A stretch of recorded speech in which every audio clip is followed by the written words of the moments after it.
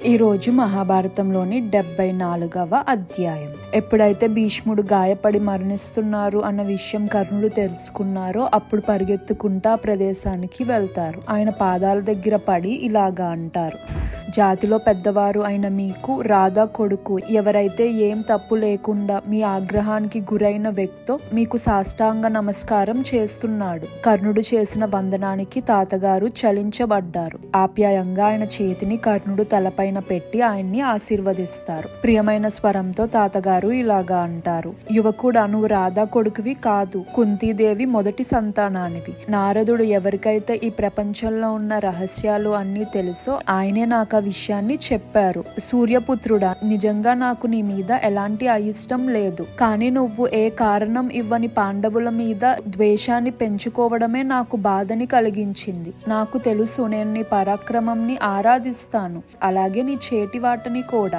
నువ్వు ఫాల్గుణ మరియు కృష్ణుడు పరాక్రమంకి చెందిన వాడివని నాకు తెలుసు. పాండవులతో స్నేహంగా ఉండడమే మంచిది. వాళ్ళ సోదరుడైన నీకు అదే సరైన దారి. యుద్ధంలో నా ముగింపుతోనే మీ శత్రుత్వం అధ్యాయం కూడా ముగించాలి అని నేను కోరుకుంటున్నాను. ఇదే నా కోరిక కర్ణ.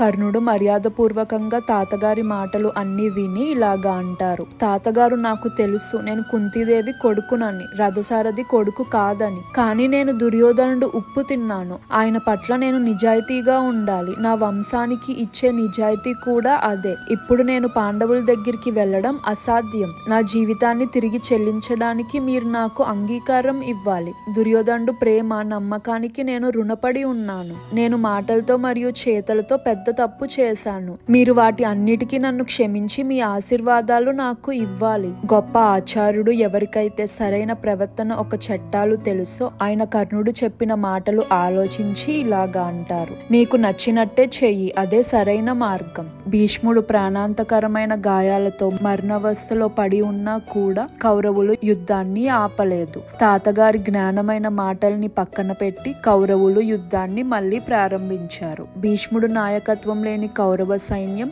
పశువుల కాపరి లేని పశువుల్లాగా భావించారు. భీష్ముడు అక్కడ దెబ్బలతో పడిపోయి ఉన్నా కూడా పురుషులు ఇలా అరిచారు: ఓ కర్ణ, నాయకత్వం వహించి మమ్మల్ని కాపాడడానికి నువ్వు ఒక్కడివే మిగిలి ఉన్నావు. కౌరవ యోధులు కర్ణుడు గనక నాయకత్వం వహిస్తే విజయం వాళ్ళ వైపే ఉంటది అని భావించారు. మొదటి 10 రోజులు ఎప్పుడైతే భీష్ముడు నాయకత్వం వధించారో సూర్యపుత్రుడు యుద్ధానికి దూరంగా ఉన్నారు. ముందు చెప్పినట్టుగానే తాతగారు అవమానకరంగా మాట్లాడారు అని కర్ణుడు తీవ్రంగా గాయపడి ఆ రోజు ఇలాగా అన్నారు: ఎప్పటి వరకైతే మీరు పోరాడుతున్నారో అప్పటి వరకు నేను బయట ఉంటాను. మీరు పాండవుల్ని వధించి దుర్యోధనుడికి విజయం తీసుకువస్తే అప్పుడు నేను రాజు దగ్గర సెలవు తీసుకొని అడవికి వెళ్ళిపోతాను. కానీ మీరు గనక ఓడిపోయి ధైర్యవంతుల నివాసానికి వెళ్తే నేను ఎవరినైతే రథయుద్ధంలో నిపుణుడిగా మీరు నన్ను భావించడం లేదో, నా రథాన్ని నడిపి మరియు మీరు ఎవరినైతే పరాక్రమంలో నాకంటే గొప్పవాళ్ళు అని భావిస్తున్నారో వాళ్ళని ఓడించి దుర్యోధనుడికి విజయాన్ని తీసుకువస్తాను.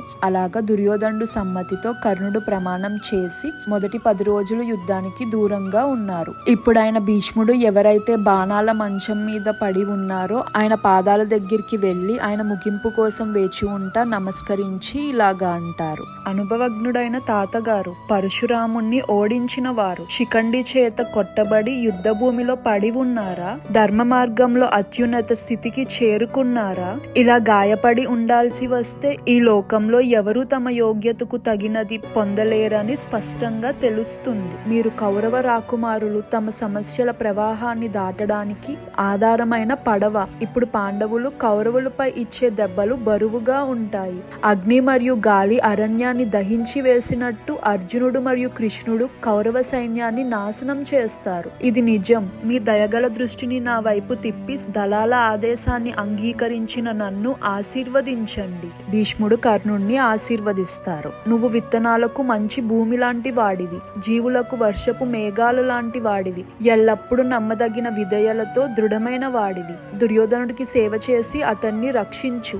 అతని కోసం కంబోజుల్ని జయించావు. హిమాలయాల్లో కిరాటులను అతని కోసం అంచివేశావు. అతని కోసం గిరివజ్జులతో పోరాడి వాళ్ళని ఓడించావు. అతని కోసం మరెన్నో సాధించావు. ఇప్పుడు కౌరవ సైన్యాన్ని నీ సొంత సంపదలాగా కాపాడు. దుర్యోధనుడు సైన్యాన్ని విజయం వైపు నడిపించు. నీకు అన్ని మంచి అదృష్టాలు కలగాలి. మీ శత్రువులతో పోరాడు, వెళ్ళు. కర్ణుడు తాతగారి నుండి ఆశీర్వాదం పొంది తన రథంపై యుద్ధభూమికి వెళ్లారు. వీరోచిత కర్ణుడు తన యుద్ధ రథంపై యుద్ధభూమిలోకి ప్రవేశించినప్పుడు దుర్యోధనుడు ఆనందానికి అవధులే లేవు. భీష్ముణ్ణి కోల్పోయినందుకు అతనికి ఉన్న బాధ కొంచెం తగ్గింది. చిన్న అప్డేట్, ఇక నుంచి మహాభారతం అధ్యాయాలు వారంలో 3 రోజులు మాత్రమే వస్తాయి. సోమ, బుధ, శుక్ర. మీ సపోర్ట్ అలానే ఉండాలి అని కోరుకుంటున్నాం.